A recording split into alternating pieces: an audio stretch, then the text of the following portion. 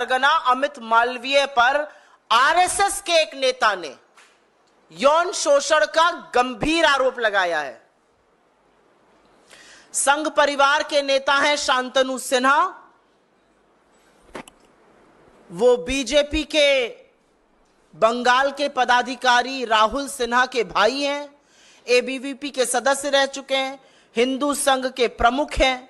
उनका कहना है कि बीजेपी आईटी सेल के प्रमुख अमित मालवीय बंगाल में औरतों का यौन शोषण करते हैं और सिर्फ 5 सितारा होटलों में ही नहीं, बीजेपी के दफ्तर तक में यह काली करतूतें चलती हैं।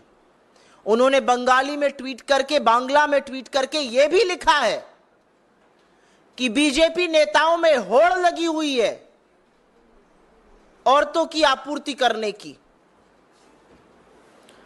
उनका कहना है कि ये सब लोग मिलकर, और अमित मालवीय का नाम लेकर उन्होंने कहा है, औरतों का यौन शोषण करते हैं। ये आरोप कांग्रेस पार्टी का नहीं है, ये आरोप संघ के एक व्यक्ति का है जो बीजेपी से जुड़ा हुआ है।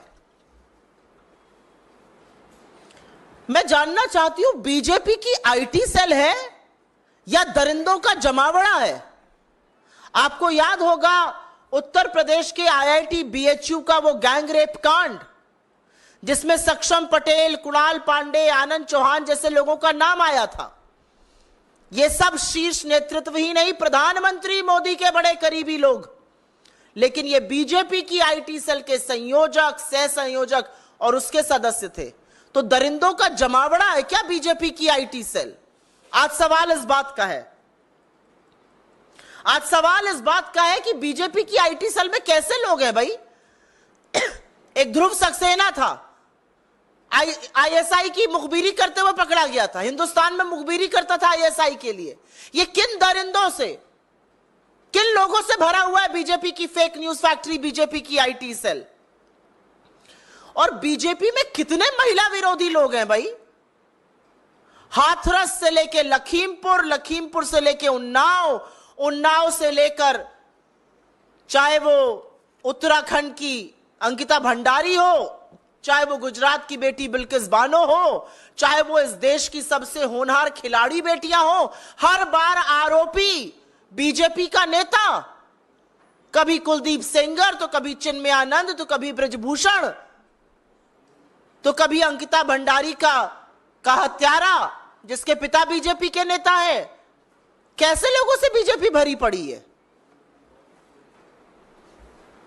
और सवाल इस बात का है कि इतने गंभीर आरोप आपके एक बड़े पदाधिकारी के खिलाफ लगे, लेकिन एक शब्द नहीं बीजेपी की ओर से, कोई प्रतिक्रिया नहीं, कोई उस पर एक्शन लेने की बात नहीं। तो आज सवाल इस बात का है कि सुई टपक सन्नाटे का सच क्या है? किसको बचाया जा रहा है? क्यों बचाया जा रहा है? किसके कहने पर बचाया जा रहा है? अगर इतना बड़ा आरोप किसी बीजेपी के बड़े पदाधिकारी पर लगा है, तो बीजेपी का नेतृत्व क्या कर रहा है? नरेंद्र मोदी किस मुंह से महिलाओं की संरक्षण की बात करते हैं, जब वो संरक्षण हर बार आरोपी को देते हैं? और ये महज संयोग नहीं है, महज संयोग नहीं है कि फिर से यौन शोषण का आरोप एक ऐसे व्यक्ति पर लगा जो सत्तारूढ़ दल में एक बड़े पद पर बैठा है, जो प्रचार प्रसार का एक तरह से प्रमुख है, जो नैरेटिव बनाता है। इस व्यक्ति ने अपना इतिहास इनका खखोल लीजिएगा, इतने ऐसे व्यक्ति को ऐसे पद पर बिठाना यह बीजेपी का नैतिक दिवालियापन दिखाता है। यह वो व्यक्ति है जिसने खुलेआम पोर्नोग्राफी की बात करी है, यह वो व्यक्ति है जिसने विपक्ष के खिलाफ झूठ, मनगढ़ंत कहानियां, हर तरह के षड्यंत्र रचे हैं। राजनीतिक प्रतिद्वंद्विता को किनारे रखकर इसने देश के प्रथम प्रधानमंत्री पंडित नेहरू तक को नहीं बख्शा।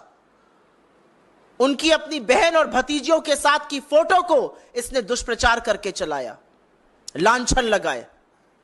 इस आदमी ने राहुल गांधी के बयानों को काट छाट कर उनकी छवि धूमिल करने का कुत्सित प्रयास किया। इस व्यक्ति ने तमाम मर्यादाओं को लांघते हुए सोनिया जी के खिलाफ, विपक्ष के तमाम नेताओं के खिलाफ पूरी तरह से कार्रवाई ना हो जाए, सत्तारूढ़ दल के इतने बड़े पद पर एक ऐसा व्यक्ति नहीं बैठ सकता है जिस पर इतने बड़े यौन शोषण के गंभीर आरोप लगे हैं। मैं पूछना चाहती हूं, मंत्रालय आवंटन तो अभी बाकी है, लेकिन क्या कोई नया बाल विकास मंत्री जो भी बनेगा या बनेंगी, वो भी पहले वाली की तरह आंखों पर पट्टी और मौन व्रत रख लेंगी? इस देश में राष्ट्रीय महिला आयोग तो है, वो सिर्फ विपक्ष में जब कुछ होता है तो जागती हैं। इसका स्वतः संज्ञान नहीं लीजिएगा, नहीं जाइएगा कोलकाता, नहीं कीजिएगा कार्रवाई। आप महिलाओं के संरक्षण, उनके अधिकार, उनके सामर्थ्य, उनके संबल के लिए है, लेकिन आपने सिर्फ गंदी घिनौनी राजनीति की है। आज भी वक्त है, जाग जाइए।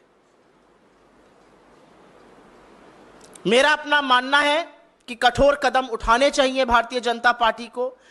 हम मांग करते हैं निष्पक्ष जांच हो, और वो तभी संभव है जब इतने प्रभावशाली पद से वो व्यक्ति हटाया जाएगा और ऐसे व्यक्ति को